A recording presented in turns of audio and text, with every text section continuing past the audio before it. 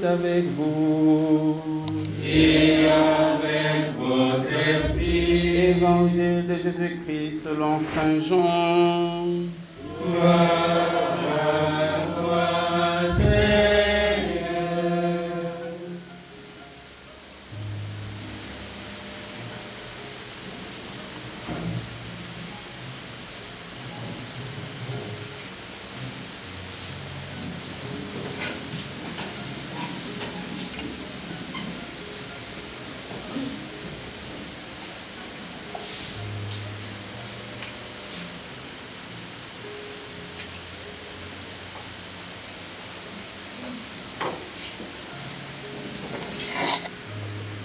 En ce temps-là, Jésus disait à ses disciples, quand viendra le défenseur, que je vous enverrai d'auprès du Père, lui l'Esprit de vérité qui procède du Père, il rendra témoignage à ma faveur. Et vous aussi, vous allez rendre témoignage, car vous êtes avec moi depuis le commencement. J'ai encore beaucoup de choses à vous dire, mais pour l'instant, vous ne pouvez pas les porter. Quand il viendra, lui l'Esprit de vérité, il vous conduira dans la vérité tout entière. En effet, ce qu'il dira ne viendra pas de lui-même, mais ce qu'il aura entendu, il le dira. Et ce qui va venir, et vous le fera connaître, lui me glorifiera, car il recevra ce qui vient de moi, vous le faites connaître. Tout ce que je possède, tout ce que possède le Père est à moi. Voilà pourquoi je vous ai dit, l'Esprit reçoit ce qui vient de moi, pour vous le faire connaître. Frères et sœurs, acclamons la parole de Dieu. Acclamons sa parole. Alléluia. Chantons Alléluia. Acclamons sa parole.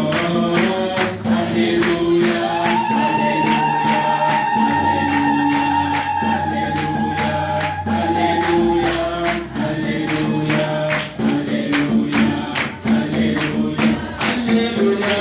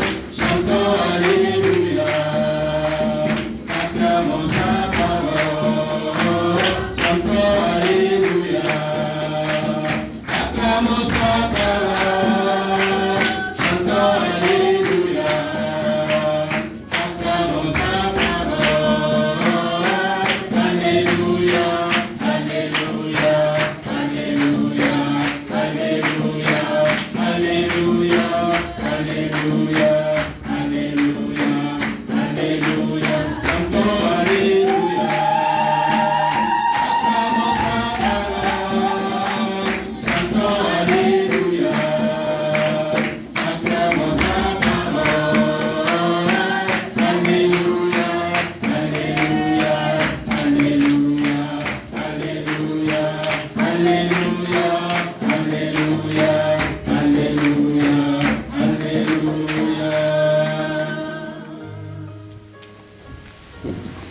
peut encore clamer la parole.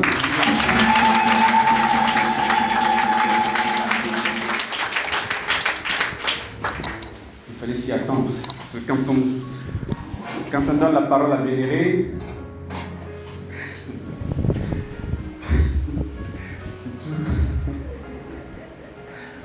dans l'assemblée, bon, parce que je trouve les marques de bisous dans le lectionnaire. Il fallait y penser, mais bon.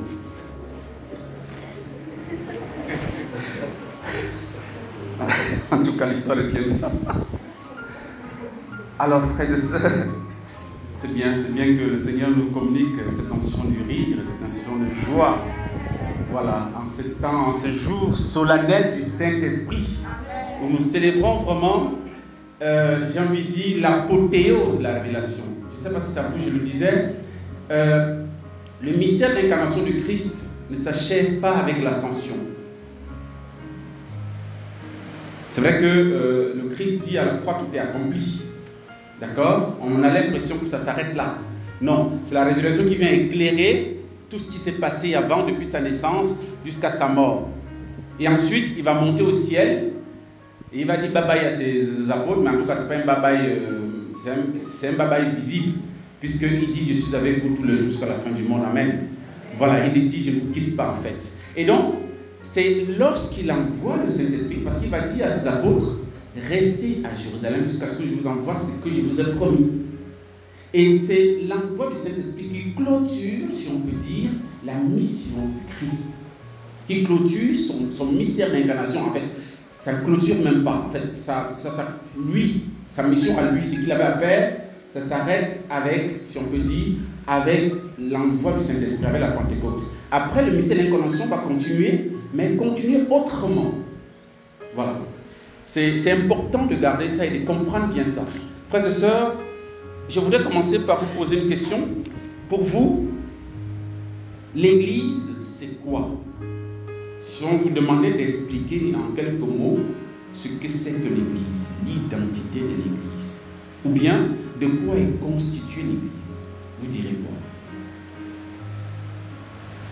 Vous avez le droit de trembler. J'ai besoin des courageux et des courageuses qui peuvent lever le doigt et puis répondre. Oui, mon frère, mon cher Wayne.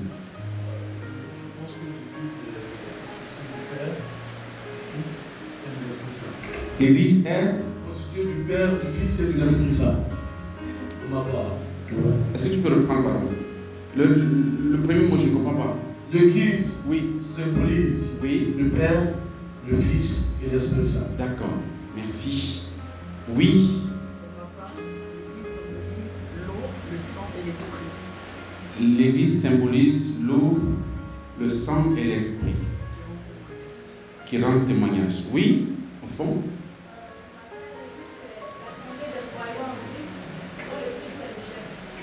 L'assemblée des croyants en Christ dont le Christ est le chef. Oui. Oui. L'Église est le corps de Christ. Lorsque les gens de l'extérieur parlent, critiquent de l'Église, disent des choses sur l'Église par exemple, ou bien critiquent l'Église, c'est par rapport à quoi? Oui. C'est par rapport à nos comportements. Et lorsque quelqu'un, soit un prêtre, soit un laïc, bien n'importe qui, soit un évêque ou un cardinal ou même pape, fait un truc, on dit l'Église, c'est ça non? On dit l'Église a fait. L'Église a fait ci, l'Église a fait cela. Et, frères et sœurs, c'est méconnaître l'Église. Et je le comprends. Peut-être aussi, je peux aussi vous comprendre. Parce que ça nécessite, toute une théologie, toute une formation, et vous en avez besoin. Et vous devez en demander à vos pasteurs, frères et sœurs. Parce que les catholiques sont des paresseux. On est trop paresseux. Pourtant, on a une mine d'or en termes de vérité de foi, en termes de contenu doctrinal, mais il y a toutes les réponses à tout ce qu'on vous balance dehors là, et donc vous n'avez pas de réponse. Et vous les suivez comme des, je ne sais pas quoi, alors que vous avez toutes les réponses chez vous. Il est important que les chrétiens catholiques se réveillent et se forment. Demandez à vos pasteurs de vous former. Il ne faut pas seulement venir à la messe, non. Demandez d'autres occasions, d'autres plages horaires, de temps pour vous former votre foi, pour édifier votre foi. Parce que lorsque Père Pierre-Marie Lalutte fait une bêtise, on va dire l'Église. On va dire l'Église. Lorsque le pape fait une bêtise, c'est l'Église. Il y a quelque chose de vrai, mais il y a largement quelque chose de faux. L'Église, frères et sœurs, est constituée du Christ, du Saint-Esprit et des hommes. Les hommes, c'est ce qu'on appelle la partie visible de l'iceberg. L'essentiel de l'Église, c'est au-delà du visible. Ça n'a rien à voir avec toi et moi seulement. Il est dit, il y a une définition de l'Église qui dit l'Église, elle est sainte, mais qui ne manque pas de pécheurs. Parce que nous qui sommes dedans, nous sommes tous des pécheurs, évidemment. Mais ça ne change en rien la sainteté de l'Église. Elle est en soi sainte. Pourquoi? Parce que non seulement son origine est divine, elle est instituée par le Christ. Rien de moins, tu es pied sur pied, je bâtirai mon Église. Matthieu chapitre 16, verset 16 et suivant. C'est d'institution divine. Première chose. Deuxième chose, l'Église, quelqu'un l'a dit, c'est le corps du Christ. C'est-à-dire nous sommes les membres du corps du Christ. Et si le Christ est le corps et la tête, de manière précise, comme on le dit, ça veut dire que l'Église est sainte. Et de par le fait que c'est le Christ qui est la tête de l'Église. Amen. Et en plus, aujourd'hui, nous célébrons la naissance du Saint-Esprit. L'Esprit Saint est celui qui meut l'Église. C'est, un théologien disait, l'Esprit Saint est l'âme incréée de l'Église. Frères et sœurs, le jour où votre âme quitte votre corps, qu'est-ce qui se passe? C'est la mort. Vous n'existez plus. Vous mourrez. Nous devons comprendre aujourd'hui de manière définitive que sans l'Esprit Saint, il n'y a pas l'Église. Sans le Christ, il n'y a pas l'Église. Et donc, lorsque quelqu'un parle de l'Église, je suis désolé, tu insultes en même temps le Christ, tu insultes en même temps le Saint-Esprit. Il faut faire la part des choses. Jean-Paul II, en l'an 2000, a demandé pardon, n'est-ce pas, au monde, à tous ceux, par rapport à ce que, aux croisades que l'Église a vécu à un moment de l'histoire du monde, et tout. Mais il a demandé pardon pour les péchés des enfants de l'Église. Parce que l'Église en soi ne peut pas pécher. Ce n'est pas possible. Elle est sainte, elle est immaculée, sans tache. Le Christ est livré pour elle, pour la sanctifier, pour la canoniser. C'est les enfants de l'Église qui pêchent, qui sont, comme on a dit là, dans la débauche, l'inconduite, l'impureté, l'idolâtrie, la sorcellerie, la haine et tout ça. Nous, on est champions dedans. Ça, c'est notre lot. C'est le lot des enfants de l'Église. Ce n'est pas le lot de l'Église. Faisons attention. Même si nos péchés entachent l'Église, il faut qu'on le sache très bien. Parce que tu es membre du corps. Et donc, quand tu es affecté, quand tu as mal au doigt, c'est tout ton corps qui est affecté. Vous comprenez? Donc voilà. Donc, quand on pêche, je ne sais pas, on affecte toute l'Église. L'Église est complètement affectée aussi par le mal que fait un de ses petits enfants. Le Christ est affecté, le Saint-Esprit est affecté par ton péché.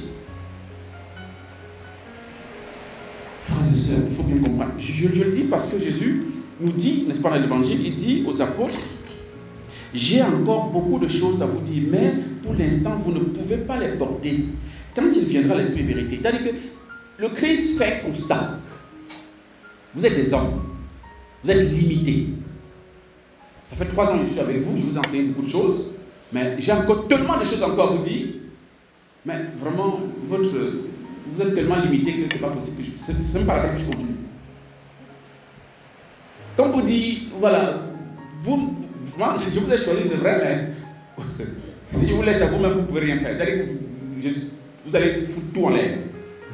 D'abord, la preuve, c'est que Pierre, sur qui Jésus a fondé son église, va dire par 3 fois, le gars là, je ne le connais pas. On dit, mais attends, c'est pas. Il dit, non, lui, regarde-moi bien, tu m'as vu avec lui. Une fois, ce n'est pas une fois, c'est pas 2 fois, c'est 3 fois. Donc, pour dire, vous là, ce n'est pas la peine. Ce n'est pas la peine. Et il avait dit déjà dans Jean chapitre 15, verset 5, sans moi, vous ne pouvez rien faire. Ce n'est que des gaffes. Vous êtes champion des gaffes. C'est votre, ça c'est votre propriété. Vous avez le brevet pour ça. Brevet d'invention. Et donc, ce point dit, je vous enverrai l'Esprit Saint. Et quand il va monter au ciel, dans Actes chapitre 1, verset 8, il a dit, vous allez recevoir une force. C'est l'Esprit Saint. D'accord? Donc, vous allez au Sénat, vous ne faites rien, vous restez tranquille. Parce que si vous commencez, vous n'allez pas, ça va pas aller loin. D'abord, ils étaient peureux. Donc, s'ils sortaient, puis quelqu'un frappait son pied, ils allaient tous fuir. Donc, il a dit, ce n'est pas la peine de vous engager. Restez tranquille, je vais vous envoyer l'Esprit Saint. Vous recevrez une force, c'est l'Esprit Saint, qui fera de vous des témoins à Jérusalem, dans la Judée, en Samarie, jusqu'aux extrémités de la terre. Frères et sœurs, le premier témoignage, en fait, l'unique témoignage que l'Église fait, ce n'est même pas le sien. Ou bien que les hommes font, les hommes d'église, les femmes d'église. D'accord? Nous, les membres de l'église, le témoignage que nous rendons au Christ, ce n'est pas le nôtre. À proprement parler, bien sûr, il y a notre part, bien sûr, il y a notre coopération, évidemment, mais c'est d'abord le témoignage de l'Esprit. Puisqu'il est dit, quand viendra le défenseur que je vous enverrai auprès du Père, lui, l'Esprit de vérité, qui procède du Père, il rendra témoignage à ma faveur. C'est l'Esprit Saint qui rend témoignage d'abord. C'est lui le premier qui rend témoignage du Christ. Notre témoignage s'inscrit dans le témoignage de l'Esprit Saint. Sinon, c'est du pipeau, c'est des bavardages. C'est-à-dire que ce n'est pas l'Esprit qui enseigne à travers l'Église. L'Église va enseigner une parole humaine aux hommes. C'est l'Esprit qui vivifie la parole, qui rend la parole efficace, qui la rend capable de transformer. Sans l'Esprit Saint, nos paroles sont vides et non-sens. Et ça ne peut convertir personne. Donc c'est l'Esprit Saint qui donne la puissance à la parole de l'Église et qui fait que nos cœurs sont transformés et qui fait que nous soyons là aujourd'hui. Qu'est-ce qui fait que nous soyons là aujourd'hui? C'est parce qu'une parole nous a transformés. Nous avons rencontré quelqu'un, une personne, et nous ne l'avons pas vu. Bon, peut-être que certains d'entre vous, je n'ai pas rencontré Jésus. Depuis que je suis devenu chrétien, je ne l'ai pas rencontré. Je ne sais pas, voilà. Si vous l'avez rencontré, tant mieux pour vous. Mais moi, je ne l'ai pas rencontré. Mais et pourtant, je suis là. Je n'ai jamais imaginé le jour, juste, en fait, quand j'étais encore tout petit, dans mon village, que j'allais me trouver en Côte d'Ivoire, en train de parler, voilà, à l'église comme ça, devant les gens. Je n'avais jamais imaginé. Qu'est-ce qui fait qu'il soit là? C'est le Saint-Esprit. C'est le témoignage du Saint-Esprit en moi qui me pousse, qui m'a amené à être là, frères et sœurs. Donc l'Esprit Saint, c'est lui qui témoigne d'abord. Et puis pourquoi il passe par nous pour témoigner? Parce que l'Esprit Saint a besoin d'une médiation, ou bien des instruments, si on peut dire, des personnes par qui il va passer pour témoigner du Christ. Parce que, comme son nom l'indique, il est esprit. Vous avez rencontré l'esprit en train de marcher avec vous. Non, mais si vous avez croisé les esprits, après se balader, bon, ça veut dire que vous avez des dons assez bizarres. Bon, pas bizarres, mais bon, c'est surnaturel. Mais en temps normal, nous avons affaire à des êtres visibles et sensibles. Et donc, comme l'Esprit, le Saint-Esprit, il n'est pas parce qu'un ange aussi est un esprit, d'accord? Il est le Saint-Esprit. Et donc, il est pur esprit. Comment il va parler aux hommes? Comment il va te convaincre alors que tu ne le vois pas. C'est compliqué. Mais il est obligé de passer par quelqu'un. Il est obligé de passer par l'homme. C'est pourquoi c'est finalement un seul témoignage. Parce que le Christ dit, il rendra témoignage à ma faveur. Et puis vous aussi, vous allez rendre témoignage car vous êtes avec moi depuis le commencement. C'est dans la mesure où le Saint-Esprit rend témoignage que nous sommes capables, nous aussi, de rendre témoignage. Parce que c'est l'Esprit Saint, en fait, qui rend témoignage au travers de nous. Comme on dit les actes des apôtres, à proprement parler, c'est les actes du Saint-Esprit. Mais si on met les actes du Saint-Esprit, on va dire, mais le Saint-Esprit, on ne l'a pas vu. D'accord? Et pourtant, celui qui agit, il est passé par les apôtres pour faire ce qu'il a fait. Donc, le temps de l'Église dans lequel nous sommes, c'est le temps du Saint-Esprit, frères et sœurs. Et vous ne pouvez jamais définir l'Église en dissociant le Christ et le Saint-Esprit. Ce n'est pas possible. Vous enlevez, comme je le disais, quand l'âme quitte le corps meurt, vous enlevez le Saint-Esprit, l'Église n'existe pas. Personne ne peut parler de l'Église sans le Christ, sans l'Esprit Saint. Ce n'est pas possible, ça n'existe même pas. Il ne faut même pas y penser. Donc c'est pourquoi nous devons faire attention dans notre langage quand nous parlons de l'Église. Parce que quand nous touchons l'Église, nous touchons en même temps son époux, le Christ. Nous touchons en même temps son âme. Est créé le Saint-Esprit. Et nous célébrons aujourd'hui l'anniversaire, donc la naissance de l'Église. Frères et sœurs, nous sommes appelés à témoigner du Christ. Mais j'ai remarqué que, bien sûr, l'Église doit témoigner par le Saint-Esprit au monde du Christ. Mais il y a aussi une dimension personnelle. Toi et moi, nous devons témoigner. Ce n'est pas seulement l'affaire de l'Église dans son ensemble, mais c'est une affaire à la fois communautaire, collective, ecclésiale, mais aussi personnelle, individuelle. C'est pourquoi dans la première lecture, là où on donne le récit de la Pentecôte, de la manifestation du Saint-Esprit, il nous est dit que le Saint-Esprit tombe sur les apôtres et les 120 personnes qui étaient au Sénat, et tous se mirent à parler en d'autres langues. Et chacun s'exprimait selon le don de l'Esprit. Chacun s'exprimait. Tous les 120, chacun s'exprimait en d'autres langues selon le don de l'Esprit. Or, il y avait à Jérusalem beaucoup de gens. D'abord les Juifs qui venaient de toutes les nations, comme il est dit, sous le ciel. Et en plus, à la fin, on parle des Arabes, des Crétois, des Libyens, des Pamphyliens, etc.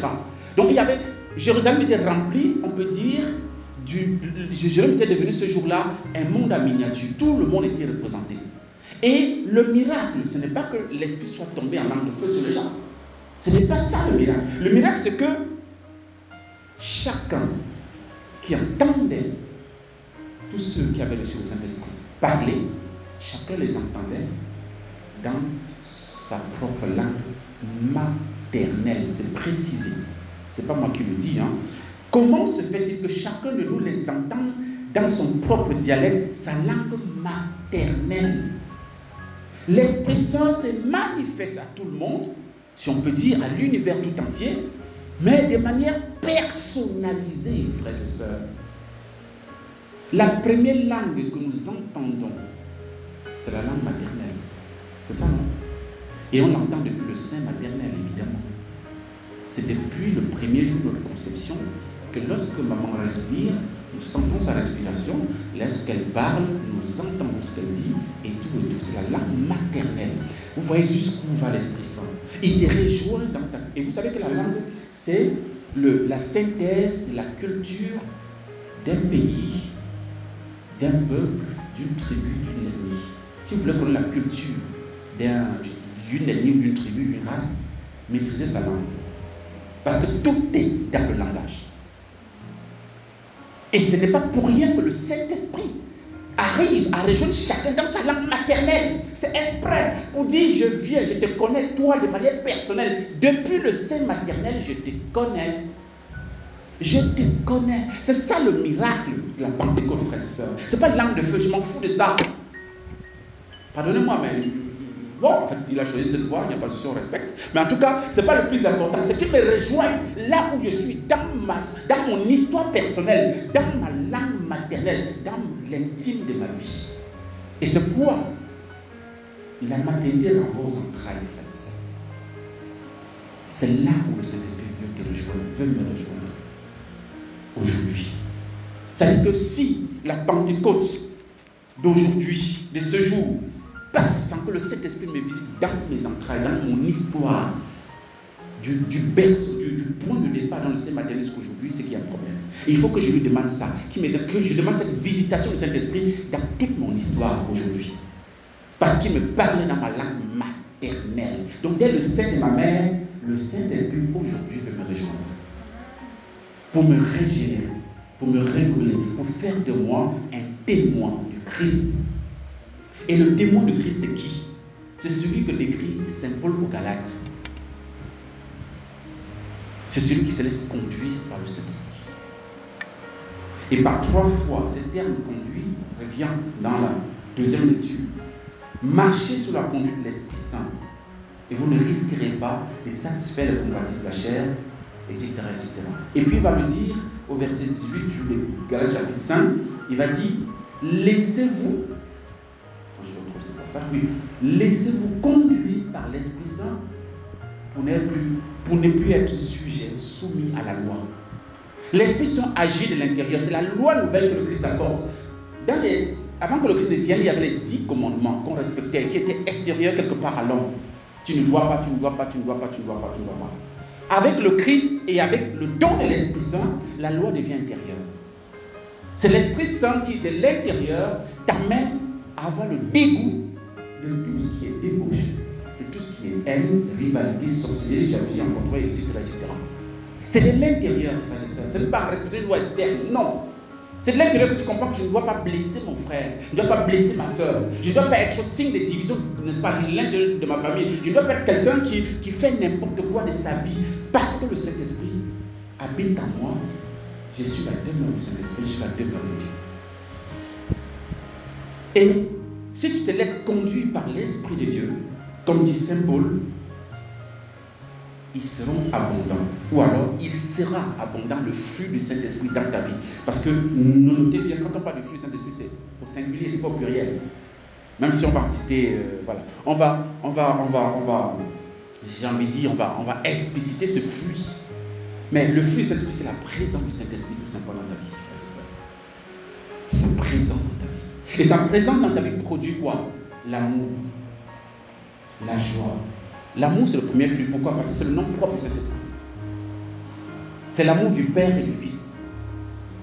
Donc, son nom propre dans la Trinité, c'est l'amour. C'est pourquoi, quand on dit « Mais voici le flux du Saint-Esprit », on commence par amour. Ensuite, joie. Pourquoi la joie? Parce qu'il n'y a pas de plus grand bonheur que d'être uni au Seigneur, que de l'avoir connu, que d'avoir la foi, que de lui appartenir, que de se savoir aimer et sauvé par Jésus, que de l'avoir rencontré. Paul en a fait l'expérience, sa vie a bouleversé. Il a dit, le passé n'est que balu pour moi. Le passé n'est que balu. Parce que j'ai toute ma joie en qui j'ai mis ma confiance. Et ensuite, c'est la paix. La paix, c'est aussi la présence de Dieu. C'est le Christ qui est là. Ensuite, nous avons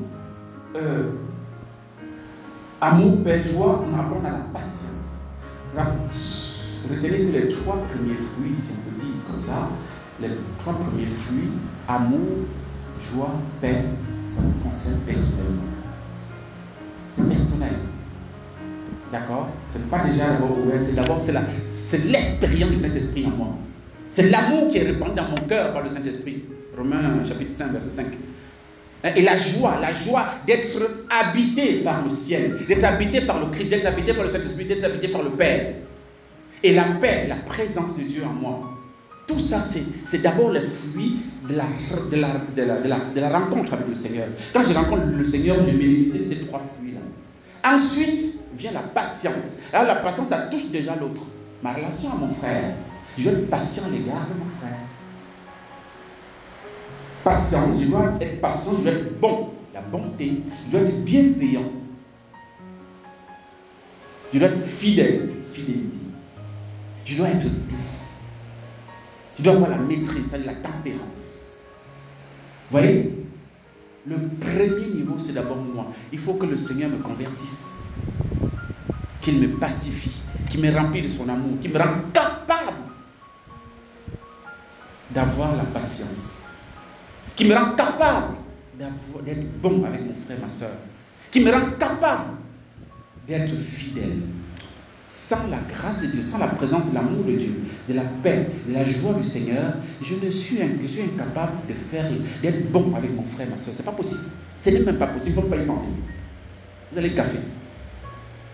Même aimer votre mari, aimer vos enfants, si vous n'avez pas l'amour du Seigneur dans votre vie, vous ne pouvez rien faire. Vous allez café. Vous allez mal aimer. Et donc, c'est pourquoi ça commence par amour, paix, amour, joie et paix. Pour t'établir dans le Seigneur, dans cette béatitude de la présence du Seigneur. Et ensuite, maintenant, tu peux avoir une attitude qui soit fraternelle, dans la patience. Et nous savons combien nous sommes impatients. Nous voulons que tout le monde soit comme nous, pense comme nous, agisse comme nous.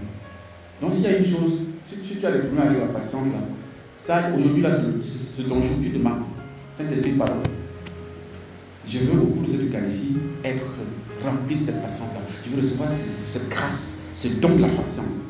Être bon, être bienveillant. La bienveillance ici, c'est quoi? C'est aimer sans attendre en retour. Parce que nous aimons quand c'est du donnant-donnant. On est tous capitalistes ici. C'est du donnant-donnant. Non. Le chrétien, c'est le bienveillant. C'est lui qui est capable d'aimer sans attendre un retour. Ton retour, c'est Dieu qui te le donnera. N'attends pas ça des hommes. D'accord? Ça touche la bienveillance, frères et sœurs. La fidélité. Sans la grâce de Dieu, je ne peux pas être fidèle. Et nous nous rendons compte que on prend des engagements, mais ça ne tient pas. Ça tient 2 jours après.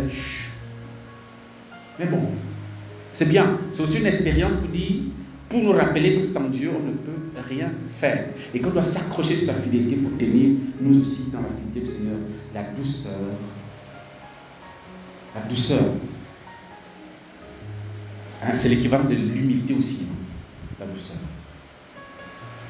Nous sommes parfois exigeants avec les autres. Très exigeants avec les autres. Parce que nous manquons de compréhension, nous manquons de douceur, nous manquons d'humilité. L'humilité de comprendre que si l'autre est comme ça, d'accord, il est en chemin. Comme moi, je suis en chemin. Peut-être il fait ça parce que ce que je connais, il ne connaît pas. Ce que le Seigneur a fait dans ma vie, il n'a pas eu la même grâce. Je dois être doux avec la personne. Je dois être douce avec la personne. Je dois être compréhensif, je dois être humble. Accepter que l'autre ait son chemin, son rythme, qui n'est pas forcément le mien. Et Dieu, si nous imaginons combien le Seigneur pleure quand il voit notre lenteur, parfois il veut nous faire marcher, mais nous on s'assoit, on se couche même. Il nous supplie, on est couché là, on ronfle, mais ce n'est pas notre problème. Le pauvre, il est obligé d'attendre. Il attend, jusqu'au jour où on dit, bon d'accord, ok, tu veux qu'on va où? Lui, il ne frappe pas. Non. Mais nous, on est... Non, mais non, on est dur. Avec les autres. Oh, non. Non, pardon, regardons le bon Dieu. Mettons de l'eau, nous espérons tout le temps. Apprenons à être doux. La tempérance. Voilà, je n'insiste pas. Frères et sœurs, voilà autant de grâces que nous avons à demander aujourd'hui. Et c'est ça l'effusion de cet esprit. Le Saint-Esprit doit descendre sur nous pour nous transformer, pour faire de nous des autres Christ, des alter Christi. Pour que nous soyons témoins. C'est-à-dire que les hommes en nous voyant savent que non, toi, tu es différent. Mais tu es marqué par autre chose. Mais qu'est-ce qui fait que tu es toujours joyeux? Qu'est-ce qui fait que tu es toujours en paix? Malgré ça, malgré ci. C'est le Saint-Esprit qui fait cette œuvre en nous. Il va falloir que nous le prions au cours de cette Eucharistie, encore et encore.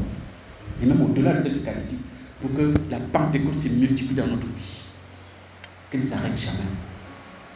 Et quand chaque fois que vous faites au nom du Père et du Fils et du Saint-Esprit, c'est vrai que ça marque l'introduction de la prière, ça marque aussi la conclusion de la prière, mais c'est déjà la prière.